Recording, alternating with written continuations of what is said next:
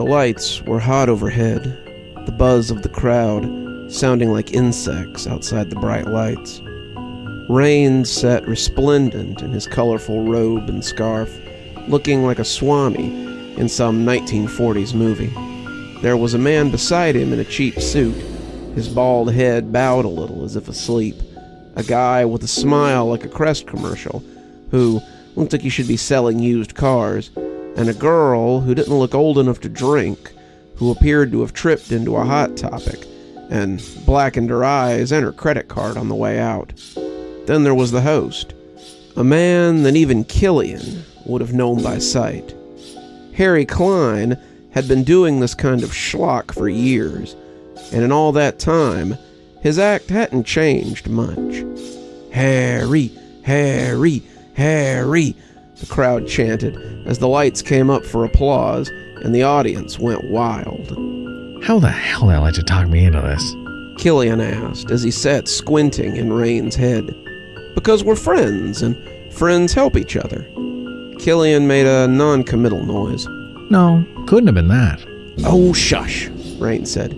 "She'll be coming out any minute, so be on your toes." Harry raised his hands, shushing the crowd with a practiced grace that was somewhere between a disc jockey and a megachurch preacher. Harry Klein was wearing his signature leisure suit, cobalt blue with the flag pin front and center, and his gray hair was swooped into something that made it look even more like a wig. For a guy who had to be pushing 70, he didn't look a day over 45, and when he smiled, it caught the stage lights just right. Harry was a sleaze, but he was a sleaze with 2 daytime Emmys and a bucket full of charisma, to be certain. Very few men his age could still pull the 18 to 35 crowd out of their hungover stupor like Harry Klein could, and he damn well knew it. Killian had been on his show once, a long, long time ago, and he was glad to see that he had gotten rid of that awful couch that he and Don had sat on. "Welcome to the show! Today, we're talking about the hereafter and what lies beyond the mortal plane. When Grandma passes away suddenly, or Uncle Lou dies before he can make amends, where do you go for closure you so desperately crave? Why, you go to one of Atlanta's premier psychics, that's where. Men and women who can communicate with the dead and tell you if Gram died peacefully in her sleep or if Uncle Joey finally smothered her with a pillow. Lastly, we have a special guest, a psychic who needs no introduction, so we won't spoil the surprise until the time is right." The audience chuckled and clapped as Harry moved on to the Beetlejuice extra in the corset. "So, which one of these guys is your rival? Because I can tell you flatly that the only one with agency backing is sitting right next to you." Killian knew Randall Morgan, had helped him once or twice with information, and as Harry tried and failed not to stare at the girl's sizable endowments that the corset was barely holding in, he glanced up at Rain and winked.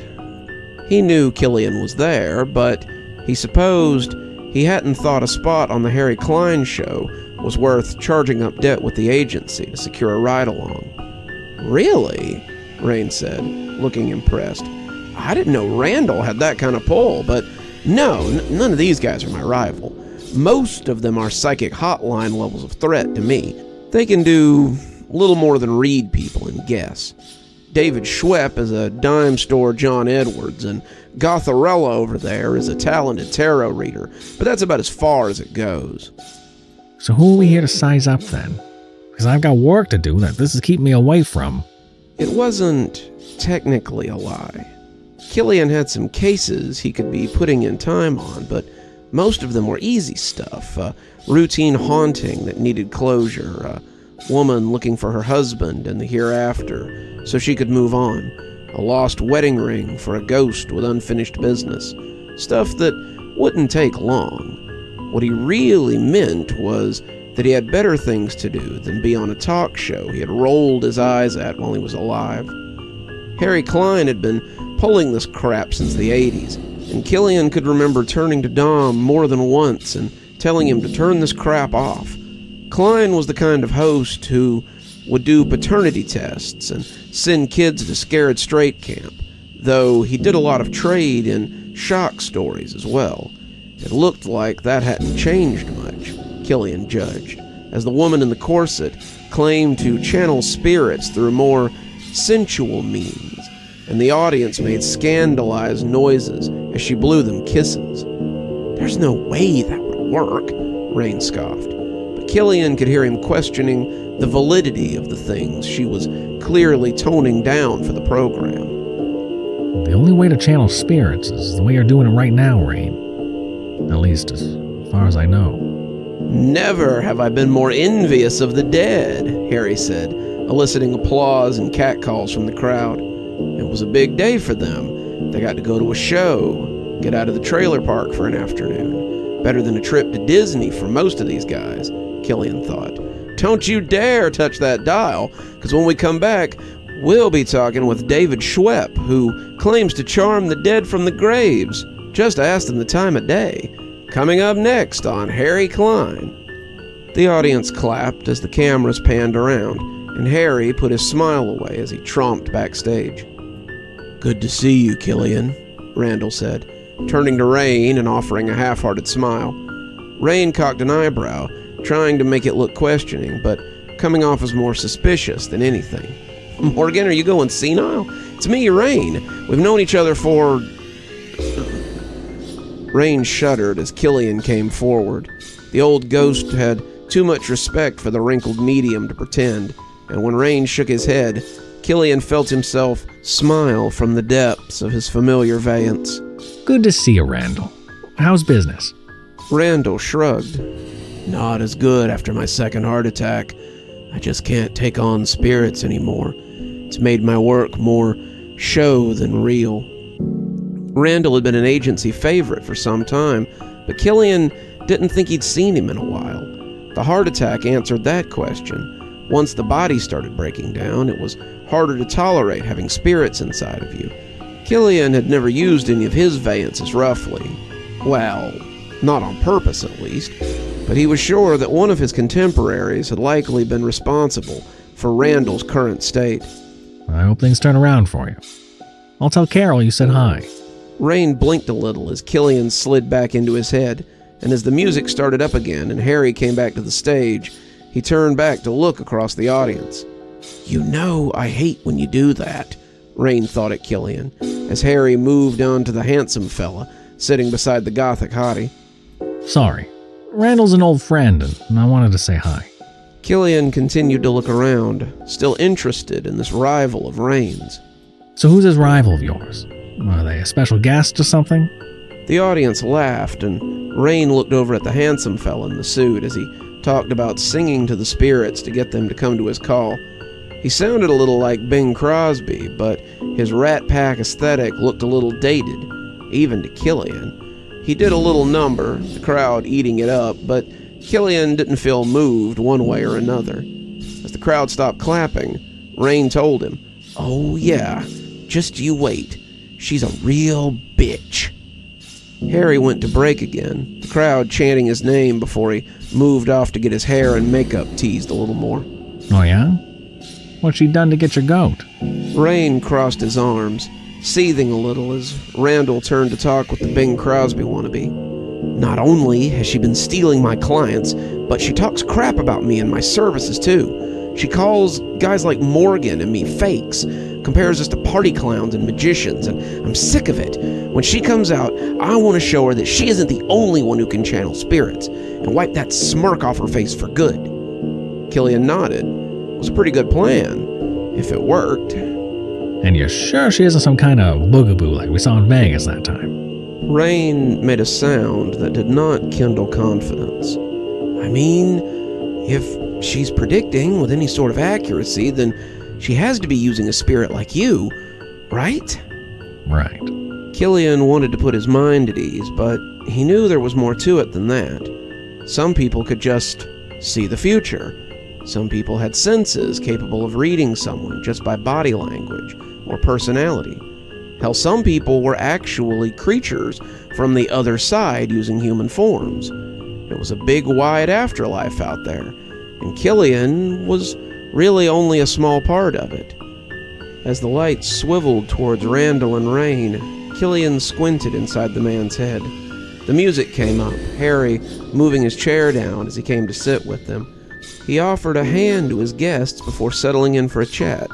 He was powdered, freshly coiffed, and Killian was pretty sure there were tracks of blow under his left nostril. Powder of one sort or another, Killian supposed, and hey, it was showbiz, after all. We're back with the otherworldly speakers and those who communicate with the dead. Randall Morgan has been a buckhead psychic for as long as I've been on the air, and Rain Dupree has been a staple in the medium community for years. Gentlemen, welcome to the show. Thanks for having me, Harry, Randall said. Thanks for paying twice my usual rate, Rain said, drawing laughs from the audience. Harry didn't seem too put out by the remark. It was just how showbiz was. So, you two claim you can speak with spirits. Oh, I don't claim anything, Harry, Rain said, grinning as the camera panned around to focus on him. I can speak with the dead. The crowd chattered quietly, but Randall decided not to add anything as Harry lifted an eye at Rain. Oh ho! Well then, how about a demonstration? Rain smiled, leaning back with his arms folded as he seemed to think it over. I don't know, Harry. I'd need someone to contact. Maybe a volunteer. Maybe even you. The crowd clapped at this, and Rain thought at Killian. Could you? You sure you want me off my leash here? Killian asked, and he felt more than heard Rain's gulp.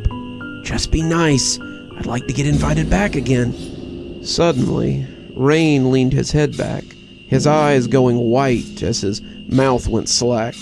It was a position that Killian had always thought of as the movie medium activation, and when Rain sat back up, Killian was in the driver's seat. He smiled with Rain's mouth, glancing at the sea of faces, and prepared to do his stuff.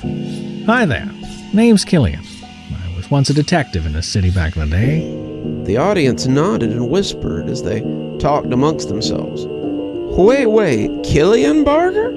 I remember you. We had you on the show once, back in '83, wasn't it? When you were working with Wit. I believe he's still there, isn't he? He is. And as I recall, it was one of your viewers who called in to help us with the case we were working on that show. That was a lie. The tip had actually come from some random spotter who had called them after seeing the news story, but Killian thought it might buy Rain some brownie points with their host. Right. It was the case of all those missing kids, right? That was nasty business. Did they ever find those kids? Killian felt a chill run up his spine as he readied some quip to fire back. Yeah, he had found those kids, but it hadn't done them any good. In the end, the bad guys had gotten Killian. The kids were spirited somewhere beyond the law, and Killian was ushered somewhere beyond his mortal form. No, we never did. I died trying to find them. The audience made some undeniably apologetic sounds, and Killian slipped out of Rain's head and let him have the wheel again.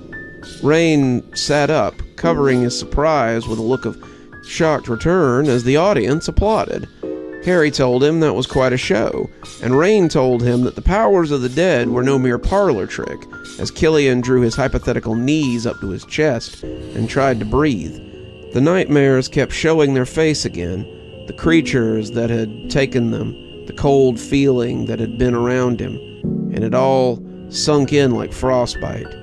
When Harry moved on to Randall, Rain reached in tentatively for his friend. You okay?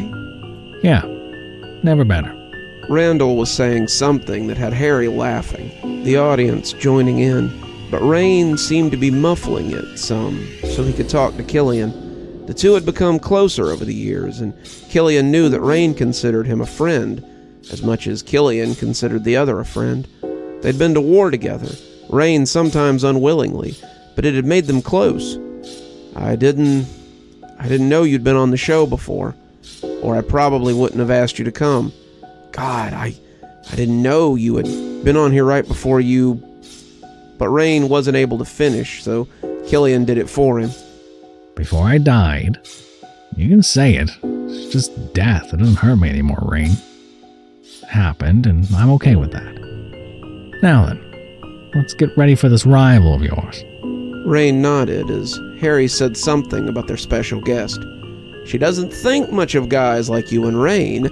She says what you do is little more than a party trick, and that people should stop wasting their money on fake psychics.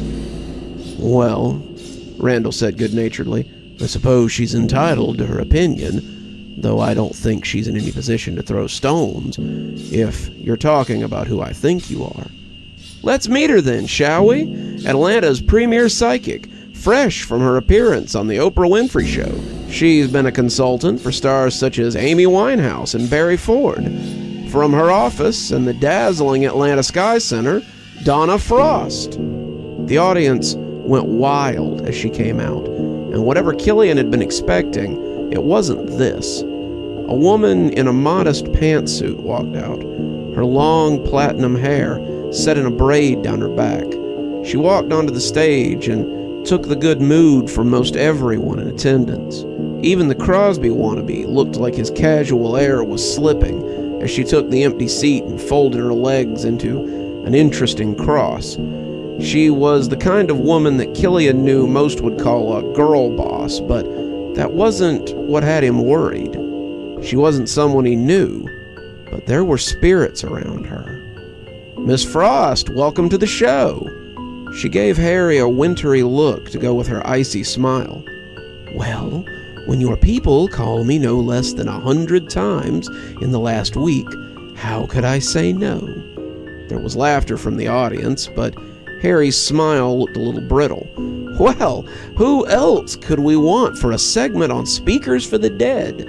I understand you've been busy lately. A new client, perhaps? Donna laughed. Harry, it's a poor psychic who kisses and tells. I've been providing legitimate psychic consultations to the area for the last 3 years, and I think the people I help consider me a breath of fresh air next to the shysters and pretenders you've assembled here. Shysters? Rain bristled. Ma'am, I don't believe you have a clue what you're talking about. I can't speak for anyone here, but I'm no pretender. She smiled indulgently. I'm sure you've tricked yourself into believing your own hype over the years, Renard. But we both know what services you offer is little more than a parlor trick and smoke and mirrors. Really? Rain said. Would you like to make a bet on that? Harry turned back to the audience. Looks like we have a real showdown coming up, so don't you dare touch that dial. The audience chanted as the camera panned around, and as they went to commercial, Harry turned to the two of them with a bitey-looking grin. If you two are intending on having some kind of showdown, just don't break anything, okay? I've already got your waivers, so you're liable for anything you two wreck. Then he stomped off towards the backstage to get a water, or have another line of blow, or whatever it was he did back there. You might want to rethink getting in my face, Renard, Donna said. I know you have some power, but I am way out of your league. Rain scoffed. Oh, please, I've been doing this since I was a kid, and I can smell a faker from a mile away. Rain. You strut out here in your pantsuit and your bad dye job, and you expect us to roll over. But I got news for you, Missy. You aren't as clever as you think you are. Not by... Rain. Killian said it a little louder this time, and the man flubbed his line in the middle of his little speech and growled angrily into the depths of his head. What? She's not with the agency. Perfect. Then she's a faker. No, she's not. But you said... I know what I said, but believe me when I say, she's something different. The spirits around her were not, Killian observed, like any spirits that he had ever seen. They were small, crystalline things that flitted around like snowflakes, whizzing here and there as they came back with information from Miss Frost. They whispered into her ear, told her what she wanted to know, and then shot off towards whatever lay beyond. Killian had never seen anything like it before, and the idea of spirits or familiars or whatever they were kept like this was a little unsettling. Every day seemed to present a new way for Killian to learn just how much worse his eternity could be. "So what are you saying?" Rain asked, some of his bluster gone. I'm saying that if you go toe-to-toe with her, you'll lose. She doesn't have to work within the bureaucratic framework that I do, and she'll win if it comes down to it. Whatever those things are that bring her information, they are better at it than I am. "Much better," Miss Frost said, and Killian realized she could hear him. "Rain, you naughty boy. Don't you realize that relying on agency spooks won't get you more than a handful of juicy gossip?" Rain was as startled as I was. "You can hear him?" She shrugged. "Not really, but my frostlings can. You are cut from the same cloth, detective. They too were once far too nosy for their own good, and that curiosity led them to become trapped in my thrall." She got up then, and Rain flinched back a little as she towered over him. She just laughed. "Relax, Reynard. I didn't come here to hurt you or anyone else. I just wanted to see the competition.